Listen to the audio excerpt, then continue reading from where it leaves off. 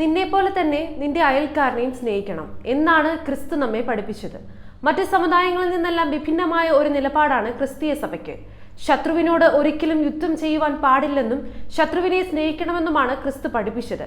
അതാണ് ക്രിസ്തീയ സഭയും മറ്റ് സമുദായങ്ങളും തമ്മിലുള്ള വ്യത്യാസം. എന്നാൽ ഇക്കാലത്ത് ക്രിസ്ത്യാനി അങ്ങനെയാണോ?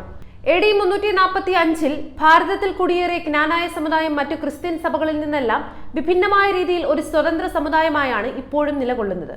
ക്നാനായക്കാർ മറ്റ് സഭകളിൽ നിന്നും വിവാഹം കഴിക്കാതിരിക്കുന്നത് മൂലം ക്നാനായ സമുദായം ഇപ്പോഴും എണ്ണത്തിൽ ചെറുതായി തന്നെ നിലകൊള്ളുന്നു. ആ കാരണത്താൽ ക്നാനായ കുടുംബാംഗങ്ങളെല്ലാം തമ്മിൽ എന്തെങ്കിലും ഒരു ബന്ധവുമുണ്ട്. ചുരുക്കി പറഞ്ഞാൽ ക്നാനായക്കാരെല്ലാം ഒരു കൂട്ടുകുടുംബമാണ്.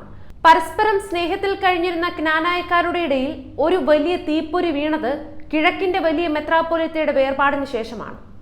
ക്ലിമിക്സ് തിരുമേനിയുടെ കാലത്തും സമുദായത്തിൽ ചില പ്രശ്നങ്ങൾ ഉണ്ടായിട്ടുണ്ട്. അന്നും ക്നാനായക്കാരുടെ ഇടയിൽ പല ഗ്രൂപ്പുകളും ഉണ്ടായിരുന്നു. അവ സംരക്ഷണ സമിതി, സേവാ സമിതി, കാവൽ സമിതി തുടങ്ങിയ പേരുകളിലാണ് അറിയപ്പെട്ടിരുന്നത്. ക്ലിമിക്സ് തിരുമേനിയുടെ ബുദ്ധിപരമായ ഇടപെടൽ മൂലം ആ ഗ്രൂപ്പുകളിലെല്ലാം അധികകാലം തുടരാതെ നനഞ്ഞ പടക്കം പോലെ നിർജീവമായി. ക്നാനായ സമുദായത്തിലെ ജനങ്ങൾ തമ്മിലുള്ള എല്ലാ വൈരങ്ങളും ഉപേക്ഷിച്ച് എല്ലാ വിധത്തിലും ഒന്നായി തീരുകയും ചെയ്തു.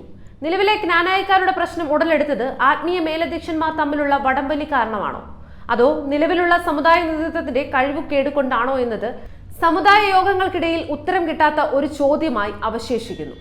നിലവിലുള്ള നമ്മുടെ 4 തിരുമേനിമാരിൽ സമുദായ വലിയ മെത്രാപ്പൊലീത്തയും ആർച്ച് ബിഷപ്പുമായ സെവേറിയോസ് തിരുമേനി കഴിഞ്ഞാൽ 3 സഹായ മെത്രാപ്പൊലീത്തമാരാണുള്ളത്. ഈ 3 സഹായന്മാർ ഒരു ഗ്രൂപ്പായി നിന്ന് വിമത പ്രവർത്തനത്തിന് ചുക്കാൻ പിടിച്ചതാണ് സമുദായം ഇന്ന് നേരിടുന്ന വെല്ലുവിളിക്ക് കാരണം. സമുദായ മക്കളെ ആത്മീയമായ കാര്യങ്ങളിലേക്ക് നയിക്കേണ്ടതിന് പകരം അവരുടെ ഇഷ്ടാനുസരണം ഗ്രൂപ്പിസത്തിലേക്ക് തള്ളിയിട്ടു. വലിയ മെത്രാപ്പൊലീത്തയെ സഹായിക്കാനായി വന്ന സഹായന്മാർ ഒടുവിൽ സഹമെത്രാപ്പൊലീത്തമാരാണെന്ന രീതിയിലായിരുന്നു പ്രവർത്തനം. അതിനായി പിൻബലത്തിന് അവർ കുറെ സമുദായ അംഗങ്ങളെ കൂടെ കൂട്ടുകയോ അതേ സമുദായാംഗങ്ങൾ അവരുടെ കൂടെ കൂടി ഗ്രൂപ്പുകൾ ഉണ്ടാക്കി അത് അവരുടെ അധികാരം ഉറപ്പിക്കാനായി ശ്രമിക്കുകയും ചെയ്തത് മൂലം അനുദിനം പ്രശ്നങ്ങൾ ഉടലെടുക്കുകയും ചെയ്തു.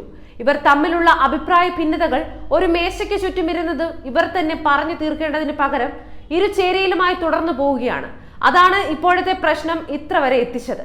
ഇവർ സഹായ മെത്രാപ്പൊലീത്തമാരായതു മുതൽ പാത്രിയാർക്കീസ് ബാവയുടെ കൂട്ടുപിടിച്ചാണ് സമുദായ മെത്രാപ്പൊലീത്തയെ എതിർക്കുന്നത്. അവർ ഒരുതരം സ്വേച്ഛാധിപത്യപരമായ രീതിയിലാണ് കാര്യങ്ങൾ തീരുമാനിക്കുന്നതും അവ നടപ്പിൽ വരുത്തുന്നതും. വലിയ മെത്രാപ്പൊലീത്തയെ സഹായിക്കാൻ ഗ്രിഗോറിയോസ് തിരുമേനിയെ വാഴിച്ചതിനു ശേഷം മറ്റു 2 തിരുമേനിമാരെ കൂടി വാഴിക്കപ്പെടുകയും അവരെ മേഖല തിരിച്ച് ഭരണകാര്യങ്ങൾ ഏൽപ്പിക്കുകയും ചെയ്തു.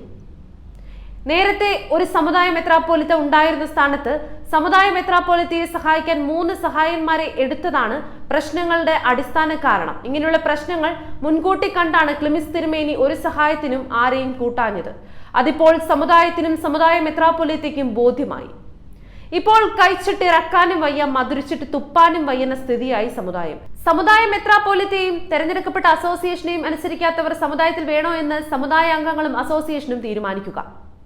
പലകുറി താക്കീത് നൽകിയിട്ടും അനുസരിക്കാത്ത ഇവർ സമുദായത്തെ നശിപ്പിക്കും. അനുസരണയാണ് ബലിയേക്കാൾ ശ്രേഷ്ഠമെന്ന മഹത് വാക്യം ഇവർക്ക് ആര് പറഞ്ഞു കൊടുക്കും? എത്രയും വേഗം സമുദായ കമ്മിറ്റിയും അസോസിയേഷനും വിളിച്ചു ചേർത്ത് ഇവർക്കെതിരെ നടപടിയെടുക്കണം. ഇവർക്ക് പെൻഷൻ നൽകി വിശ്രമ ജീവിതത്തിലേക്ക് അയക്കണം. അതാണ് സമുദായം രക്ഷപ്പെടണമെങ്കിൽ ഇനി ചെയ്യേണ്ടത്. ക്യാൻസർ ബാധിച്ച ഭാഗം മുറിച്ചു കളഞ്ഞില്ലെങ്കിൽ അത് ശരീരം മുഴുവൻ വ്യാപിക്കും.